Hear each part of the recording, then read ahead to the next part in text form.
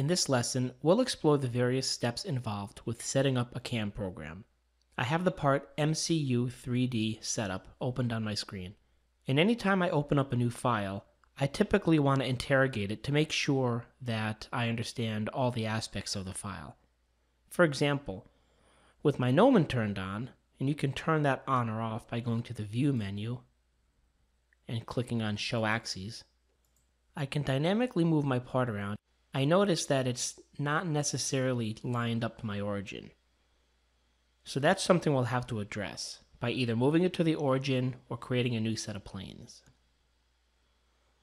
I also notice in my Toolpaths Manager that this is empty, which means there is currently no machine selected. And if I go down to my Levels tab, there's one level. It's level number 1, and it's called MCU Gas Pedal. And I can even extend this out a little bit, and I'll rearrange some of these columns. And you'll see that there's no level set, and there's one entity on it. And this column right here is whether it's visible or not. And finally, on the Planes tab, we can see here that there's no custom planes. In other words, these are all the planes that come in with Mastercam by default. I'll start by selecting a machine from the list like we did before. In this case, under Machine, Mill, I'll grab the generic Haas 3-axis mill.